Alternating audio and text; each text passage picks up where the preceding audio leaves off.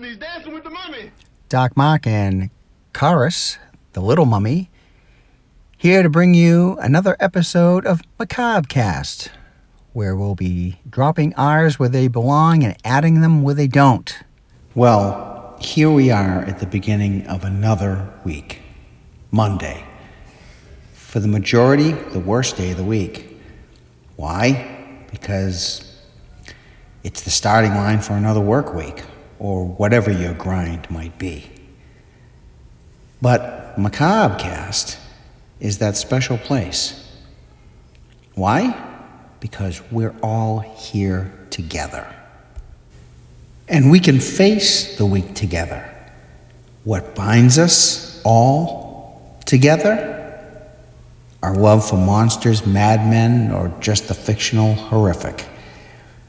Scary movies weren't always a badge you could wear with pride. I was actually made fun of by some in my elder school years. Most likely to kill someone was always a cute label, which ended when I said, if that happens, you'll be the first to know. Also had the nickname Monster Movie Man for quite some time, and that wasn't said affectionately either.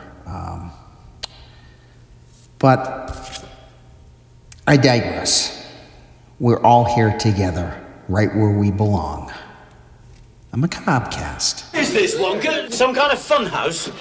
Why, having fun?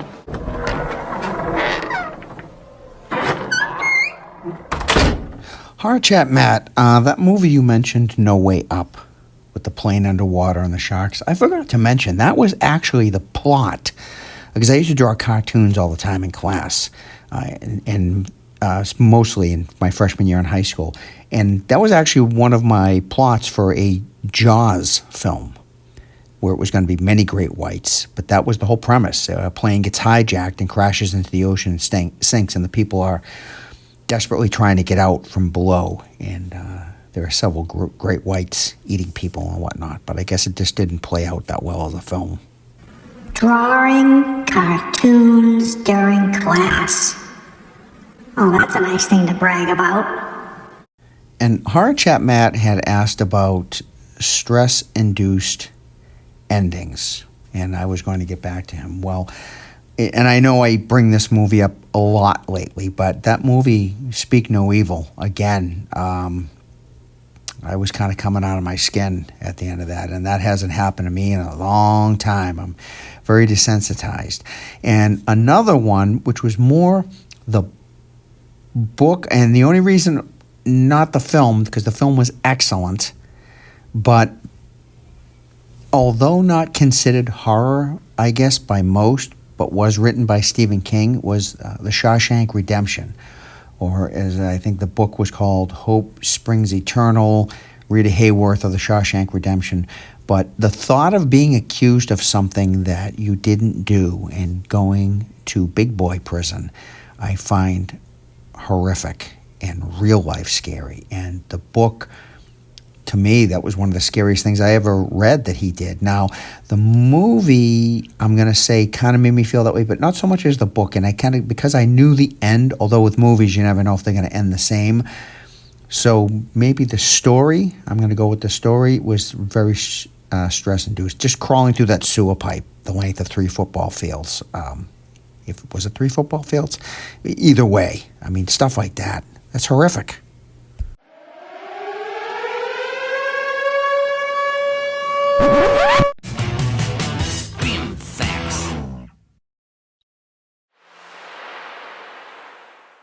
Greetings from Grim Kim. I am fresh off of listening to Macabre Cast. It's Monday, and this is the way I'm going to roll. This episode was so jam-packed, I had to take notes. Notes! And I would like you to get your pen and paper handy, because Grim Kim may drop a couple suggestions on you that you might want to check out. Tina, love hearing from you. I have a movie to throw your way. I also am a fan of Auntie Roo. And I want to know if you've seen Geraldine Page in Whatever Happened to Auntie Alice. And if you haven't, go watch it, and you're gonna like it a lot, I believe. I also love the 70s horror. And this one is like a dark comedy, I would say, almost. And I agree. Mark, that being said, I agree with you. I loved Bates Motel. And she has been an inspiration to me, Vera from Farmiga. And I haven't made my complete transformation, but I may just slide into wearing 1950s wear every damn day like she did. Ooh. Karis, I'm going to drop you 50 cents for that little D word. I was going to try so hard to be swear free this episode. My apologies. Anyway, I really, really loved that. The whole series was fantastic, and it was like so atmospheric, and the set was awesome, and yeah, I loved everything about it. I loved the whole storyline, Mark. Tina, in response to your about the twist ending, and I think that's a great question, there's a little overlap with Matt's list and things that, like, it's about the twist endings or things you didn't see coming. I'm going to drop a couple names. I've mentioned The Descent before. Oh, I love it! And I love the ending! I love it! Mark, you may not have seen, it was out a couple years ago, Honeydew. Like the melon, Honeydew. And if you haven't seen it, please do! And it has one of those endings like Matt saying that you're like, it just like sticks with you, you know? My classic, because it's the OG, Wicker Man. Don't give me that Nicolas Cage cow manure, let's call it, okay? But the original, with the ending, I'm like, no, what? No! And I just, oh boy, that one got to me. I have one other movie I want to throw out there to you. Mark, thank you for the response. Scary Larry told me I'm thinking of Monster Club, and I think he's right. The whole Green Door movie thing, that was narrated by Vincent Price. I'm sorry if you were misled. It's a whole other movie. It was definitely shown on like a Saturday afternoon on Channel 56, and I'm going to keep exploring that. I do have one other movie for you all. And Mark mentioning Anne Heche's name, rest in peace, made me think of it. It's from a couple years ago. I meant to look up the name. I'm going to, and then Mark is going to tell you what the name of the movie is. But the ending stuck with you, and it was this great story of folie à deux. And if you don't know that word, don't look it up. Wait till after you see the movie. Again, I'm going to tell you what the name is because I want to see if you've watched it and how you feel about that. And I mean, there's just so much more I could speak on, but I just can't. I can't, and I won't. I'll wait till next week. Have a great one. Bye. Thank you for the call, Grim. Always great to hear from you. You know, you're 100% right. Tina from Chicago kind of got lost in the shuffle because Matt had the whole stress-induced endings, but Tina mentioned twist endings. And I'm going to go for twist endings back to Bates Motel, the series. And I know it's not a film, but it actually was a remake of Psycho. I'm going to say the twist and the shower scene. You want to talk about not seeing that coming. The way they twisted up and did that shower scene, to me, never saw it coming, was awesome. And so you're confusing me about the Monster Club. So that's the movie where they're driving around with the ghoul and they can't get away, and every time they get in the car, is that what the Monster Club is? If it is, as much as I love Vincent Price, I tried to sit through Monster Club. I don't think I got through 15 minutes. And don't get me wrong, it's not that I don't like made for kids stuff, because I'll still watch Gumby when that comes on. So it's not the made for kids stuff, but I just wasn't feeling it. I don't know. It just came across as too kiddish for me. Maybe I'll give it a chance someday again. And Grim, I know Wicker Man, the original, is one of your favorites, so I'm going to be nice. There's stuff I really like about that movie, like the fact that Christopher Lee is in it says it all. And then there's things that I don't like. They're just too weird or too hippie for me.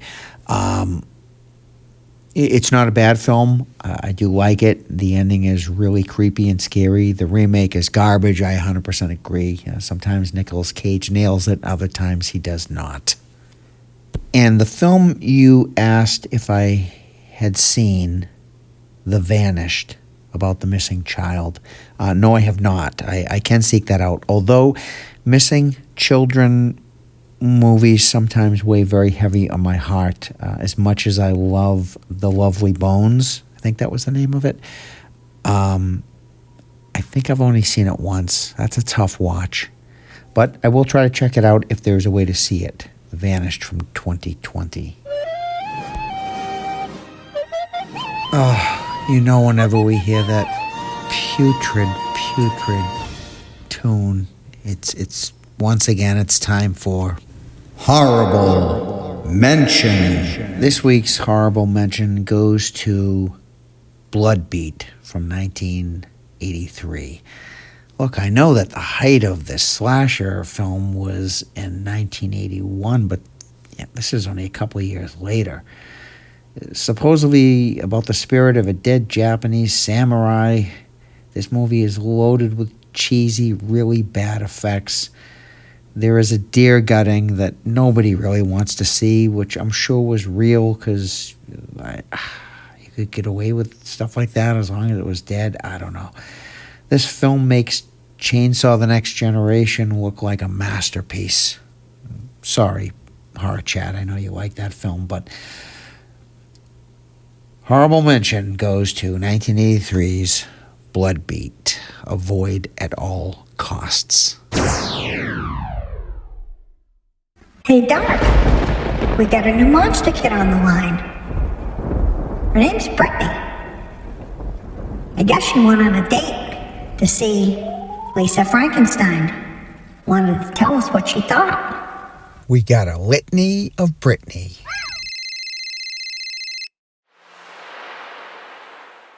I was super excited to go see Lisa Frankenstein in theaters last week after seeing the movie trailer for it the week before. So I went there to the theater on a date, and as soon as Lisa Frankenstein started, I thought, oh no, this is way too girly. Oh boy. And then as time went on, I apologized to my date and said, I'm so sorry. This is not only girly, it's super, super cheesy. But then, as more time went on, my date looked at me and said, I can't take this anymore. This is the worst movie ever. And I totally agree. It is so sad to say, but I absolutely hated Lisa Frankenstein. I hated it so much that we ended up leaving about 35 minutes in watching the movie. I do not know how that movie made it to theaters. I'm not even sure if it should go straight to DVD. It was just unbelievably weird, boring. It just dragged on, and all I kept thinking was, I don't even care to see the ending. I don't even know what's going to happen. It was just like torture sitting there. Oh my goodness. I never ever walked out on a movie in my life, but for Lisa Frankenstein, I did. I don't know about you, Dark, but I don't think she liked it. You don't say. Well, Britt, we appreciate the call. Thank you so much. I hope the rest of your date went okay. As you know, on Macabre Cast, we love to get a variety of opinions on this show. Good, bad, and the ugly. But it is a bummer when you go to a movie with certain expectations and they just don't live up. So just pardon me while I go off on a tangent for just half a second. And this isn't going to be about using CGI to bring back old stars like Bela Lugosi, but it is going to be about the old monster rallies. With all the money there is today and all the effects, as opposed to trying all these new ways to kind of bring the classics back, or I wish that they could go and just make the monster rallies based on the classic monsters again, like a continuation from House of Dracula or Abbott and Costello meet Frankenstein, because it can be done. And even if you can't get these actors back, I'm telling you, with the makeup and effects we have today, it can look spot on. It can look the same, even though we don't have Chaney and we don't have Lugosi.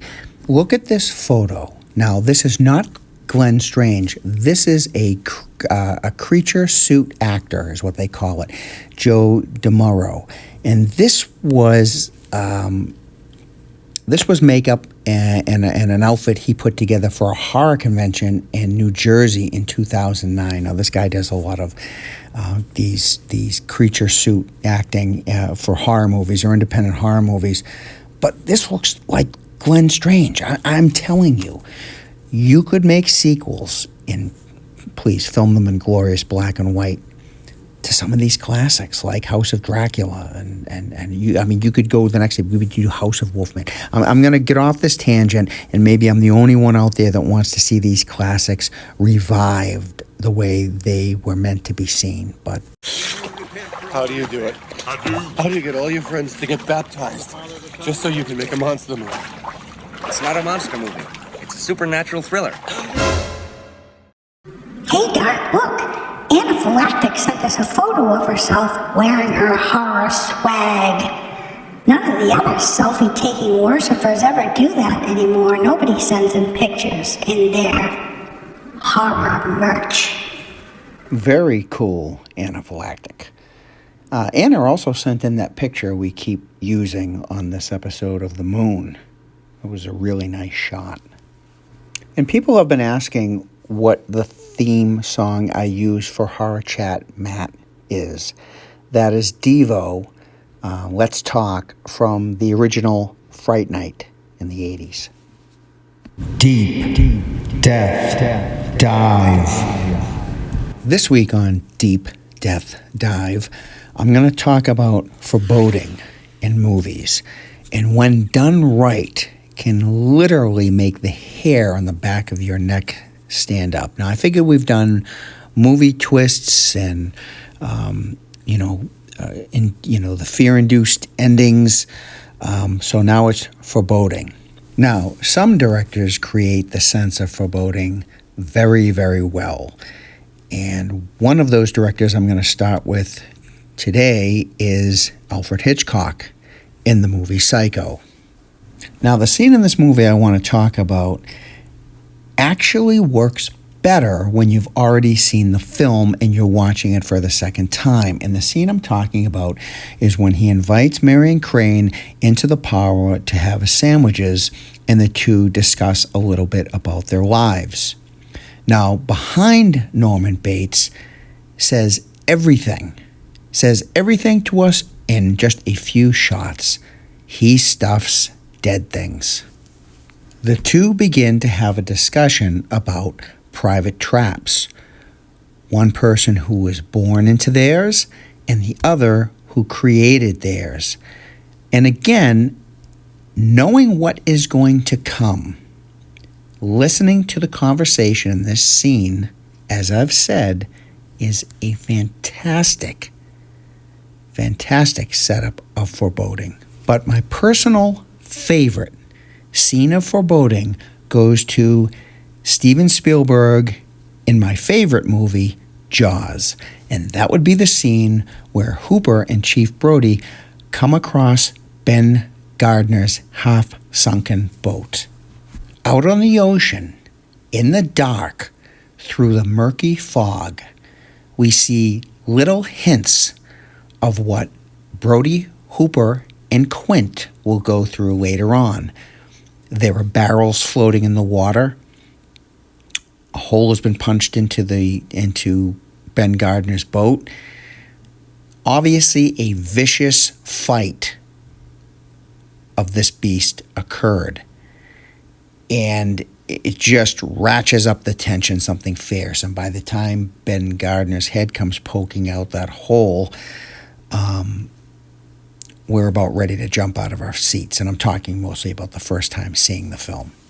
But yes, favorite scene of foreboding of all time for me is the Ben Gardner scene in Jaws. So let me know from what film, what scene of foreboding had the hair on the back of your neck standing up.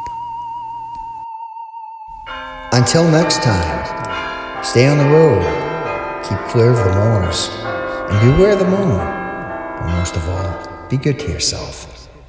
This is Dark Mark, signing off. This is a Macabre Theater production.